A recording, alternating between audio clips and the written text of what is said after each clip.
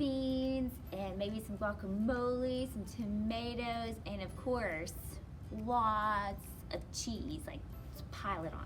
Lots of cheese. My favorite kind of nachos are simple but chips, beef, bean, cheese, maybe some sour cream, maybe some salsa. Just depends on my mood.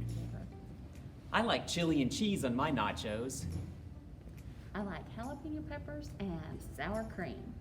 On my nachos, I like cheddar cheese, ground beef, salsa, and sour cream. I like chicken and black beans on my nachos. I love cheese and sour cream and tons of meat on my nachos.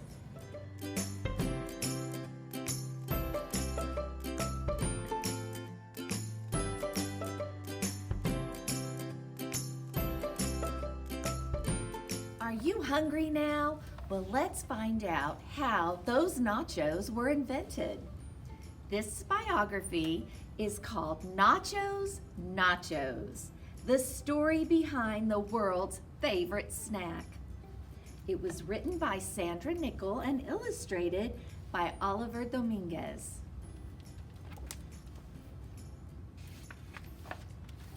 It was published by Lee and Low Books, and we're so happy that they're letting us read it to you today.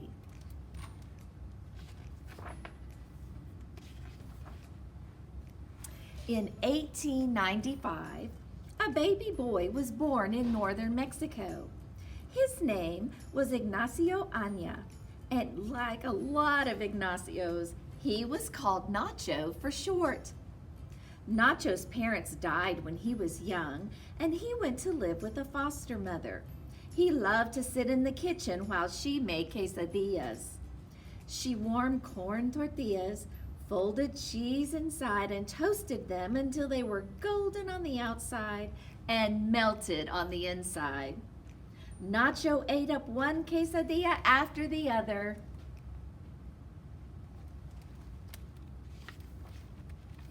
Nacho learned about cooking from his foster mother. As he grew older, he became quite good at other tasks around the kitchen too. When Nacho turned 23, he found a job at a restaurant. He was willing to do whatever was needed: seat guests, pass out menus, take orders, and serve meals. As Nacho went from table to table, people smiled. He had a special talent for making diners happy. In the Mexican city of Piedras Negras, Rodolfo de los Santos heard about Nacho. Rodolfo was opening a new restaurant, the Victory Club, right across from the Rio Grande River from Eagle Pass, Texas, in the United States. The Club Victoria, as the restaurant was called in Spanish, had its own orchestra, a moonlight patio for dancing, and 4 different menus featuring everything from steaks to seafood to Mexican specialties. Rodolfo wanted the best music, the best food, and the best people, and that included Nacho. The Victory Club's customers came from both Mexico and the United States. When they arrived, Nacho made sure everyone felt welcome. Nacho even knew how to please Mamie Finan. Mamie lived in Eagle Pass, but she was known on both sides of the border for her outstanding cooking. At home, she served the guests jalapeno jelly, French crepes, and oyster soup. At the Victory Club, she wanted to try new dishes.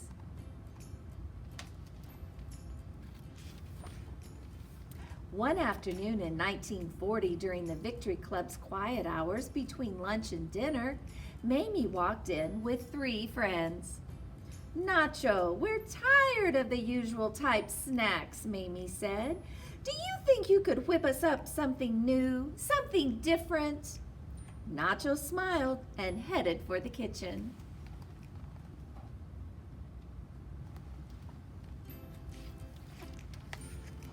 But Nacho had a problem. He didn't have any idea what to make. Even worse, there wasn't a single cook in the kitchen, and Rodolfo was nowhere to be seen. Nacho threw open the doors of the cupboards. He searched in the refrigerator. Finally, he spotted some freshly fried pieces of corn tortillas in a bowl and got an idea.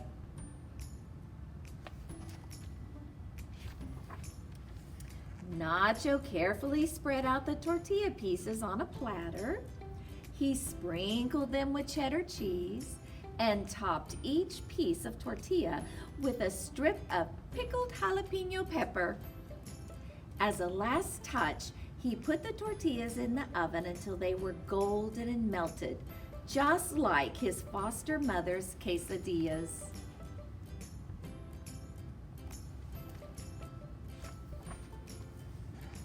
Nacho rushed the hot platter out of the kitchen and placed it on the table. Mamie picked up a tortilla and took a bite. Hot, crispy tortilla, melted cheddar cheese, a slice of jalapeno. So simple, so scrumptious, so spectacular. "What do you call these snacks?" asked Mamie. Nacho grinned. "Well, I guess we can just call them Nachos Special," he said.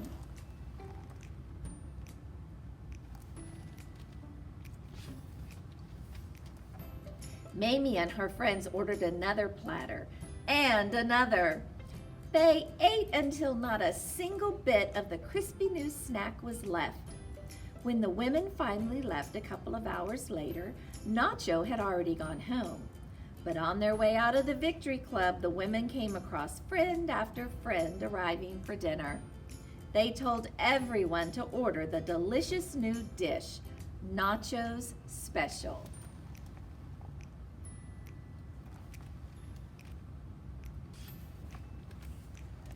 As soon as Nacho arrived at work the next day, waiters crowded around him. They wanted to know what Nacho's Special was. Customers had been asking for it since the night before. Nacho headed straight into the kitchen and started cooking.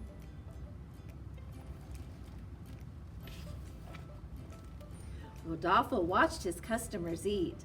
Nacho made people smile when he served them as a waiter, but their smiles were even bigger when they ate Nacho's cooking. Rodolfo promoted Nacho to executive chef and put him in charge of making diners happy. He also added Nacho's new dish to every Victory Club menu.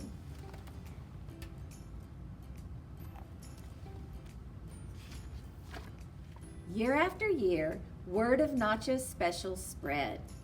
Restaurants all over Mexico and the United States began to serve the dish.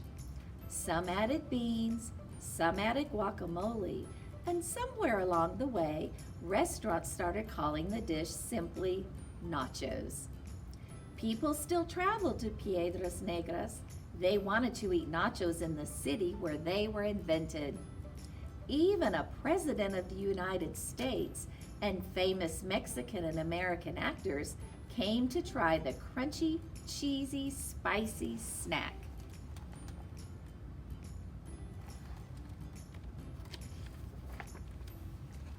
When the Victory Club closed in 1961, Nacho decided to open a restaurant of his own.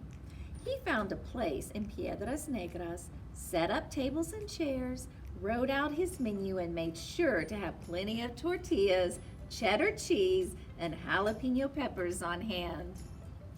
Once everything was ready, he put up his sign in front of the door.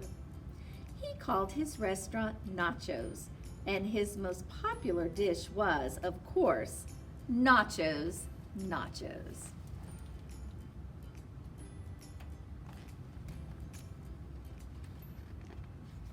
And if you check this book out, it has the original Nachos recipe, and it also has some more information about Nacho and his family. So the next time you eat nachos, you know how they were invented. See you next time.